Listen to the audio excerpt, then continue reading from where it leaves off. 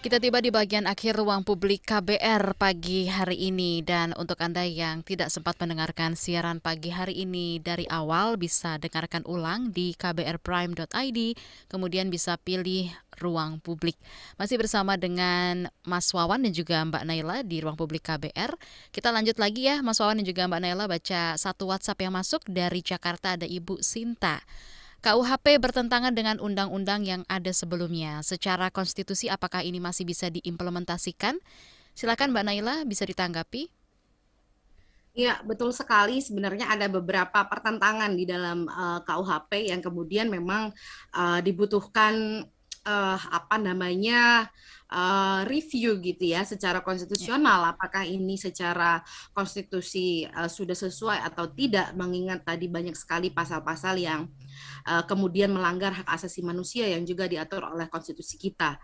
Jadi memang ini sebenarnya sudah banyak sekali disuarakan oleh kawan-kawan aktivis maupun juga akademisi gitu ya bahwa pasal-pasal dan KUHP ini akan bertentangan dengan tidak hanya peraturan perundang-undangan lain tapi juga undang-undang dasar gitu. Nah, saya rasa yang penting untuk dilakukan ke depan adalah bagaimana tidak hanya masyarakat sipil tetapi juga akademisi, praktisi hukum itu menelusuri gitu bagaimana pasal-pasal di dalam KUHP baru ini berdampak terhadap ketentuan peraturan perundang-undangan lain dan bagaimana hubungannya dengan konstitusi kita.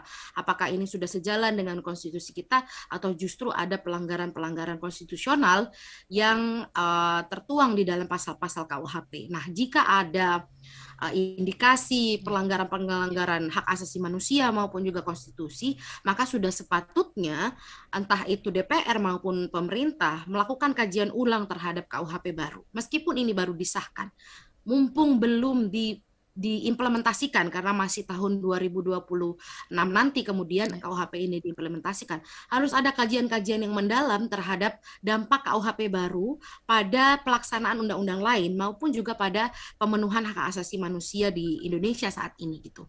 Belum terlambat untuk kemudian melakukan revisi-revisi meski kosnya mungkin akan sangat besar dikeluarkan, tetapi lebih baik punya kos besar dalam proses legislasi daripada kos besar yang harus ditimbulkan dari dampak KUHP baru terhadap kehidupan kita, terhadap kesehatan publik kita gitu ya. Karena ini bukan persoalan angka saja, Ya. tapi juga persoalan nyawa, persoalan hidup manusia gitu. Baik Mbak Naila. Nah, upaya apa saja yang bisa dilakukan pihak terkait supaya nantinya KUHP baru ini tidak meminggirkan hak atas kesehatan reproduksi? Bisa ditanggapi dulu oleh Mas Wawan? Ya, upayanya sebetulnya tadi udah disampaikan bahwa kita harus dari semua kalangan sebetulnya. Sebetulnya kita mengajak ke semua masyarakat, nggak cuma kalangan akademisi atau aktivis gitu ya. Karena ini juga akan berdampak ke masyarakat pada umumnya. Jadi, ayo mari kita membuat kajian-kajian kembali. Kalau nggak ada kata terlambat, karena kita masih Hmm. bisa mereview, walaupun memang betul akan ada cost. Karena sebelum ini bisa diimplementasikan di 2026, harapannya ini sudah ada kajian-kajian kembali dan ada review pasal-pasal mana yang memang ini sebenarnya masih abu-abu. Kalau kita bilangnya ini masih abu-abu nih, Ya. gitu, masih abu-abu karena mereka pun masih nggak jelas gitu, turunannya seperti apa gitu. Oke. Itu sih, jadi tentunya ada kajian. Baik, mungkin tambahan dari Mbak Naila? Nah, saya rasa penting di bagian masyarakat sipil kita mengawal proses penyusunan aturan turunan dari KUHP. Apakah kemudian pemerintah dalam hal ini yang kemudian punya wewenang untuk membuat aturan turunan akan melibatkan kita masyarakat sipil.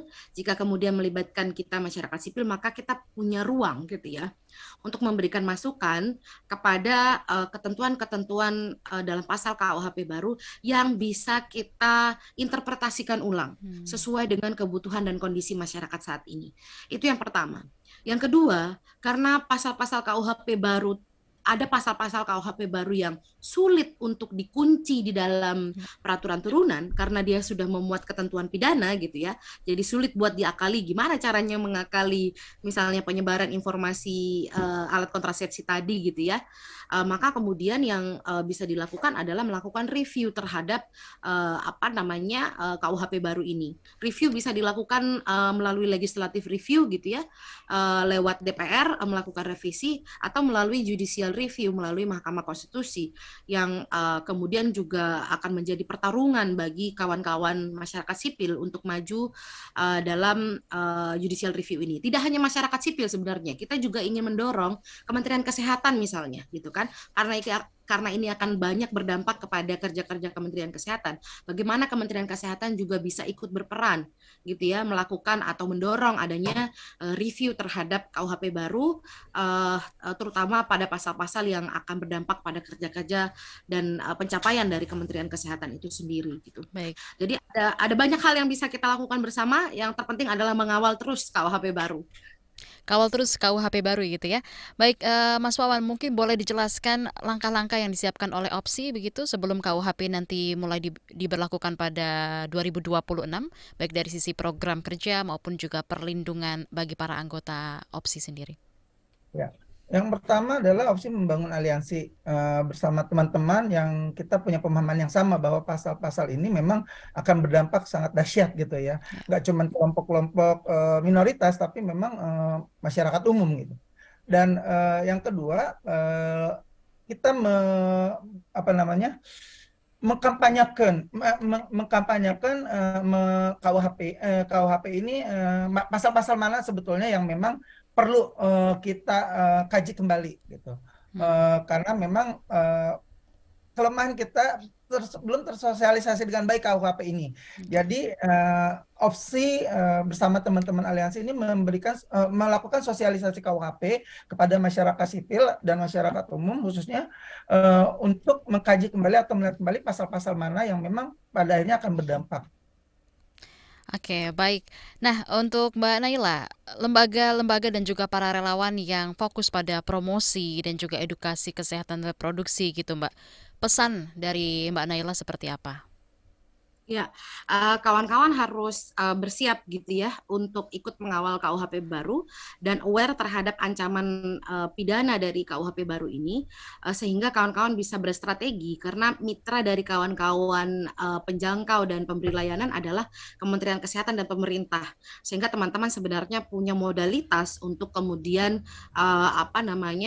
melakukan lobby-lobby, melakukan audiensi dan advokasi terhadap pemerintah untuk kemudian memberikan perlindungan kepada kawan-kawan dari ancaman pidana pasal 408 ini. Nah, ini yang penting untuk dilakukan bersama, tidak hanya teman-teman yang memberikan akses informasi atau layanan kesehatan kepada publik gitu ya, tetapi juga kita sebagai masyarakat sipil secara umum yang juga aware terhadap ancaman KUHP baru, kawan-kawan pegiat hak perempuan gitu ya, kawan-kawan pegiat hak anak, saya rasa harus bekerja bersama-sama, lagi-lagi melakukan kajian awal gitu ya, bagaimana kira-kira dampaknya, siapa yang akan paling dirugikan dari pelaksanaan KUHP baru ini. Kalau kita punya datanya, kita bisa membuktikan kepada pemerintah bahwa ini akan merugikan sekian juta nyawa gitu misalnya, sekian juta anak-anak gitu. Saya rasa itu akan bisa menjadi pertimbangan yang sangat baik bagi pemerintah untuk memberikan perlindungan hukum, baik itu melalui aturan turunan atau melalui rancangan undang-undang kesehatan yang saat ini dibahas. Karena RUU Kesehatan juga saat ini dibahas, dan dalam RUU Kesehatan saya rasa sangat mungkin memberikan perlindungan hukum, membuat klausul atau pasal-pasal perlindungan hukum bagi teman-teman supporting dari tenaga kesehatan ini terlindung dari ancaman pidana. Baik, itu tadi Mbak Naila dan juga Mas Wawan dengan berarti closing statement juga ya, bisa dibilang seperti itu karena kita sudah harus pamit dengan waktu yang terbatas saat ini. Terima kasih sekali lagi untuk kedua narasumber kita, ada Mas Wawan, Koordinator Nasional dari Opsi, dan juga ada Mbak Naila, Advocacy Manager Jakarta Feminis, untuk waktunya di Ruang Publik KBR pagi hari ini. Demikian Ruang Publik KBR dengan tema KUHP baru dan hak kesetaraan kesehatan reproduksi yang terancam terpinggirkan. Terima kasih juga untuk Anda pendengar yang sudah menyimak Ruang Publik KBR pagi hari ini. Saya Naomi Liandra pamit, sampai jumpa.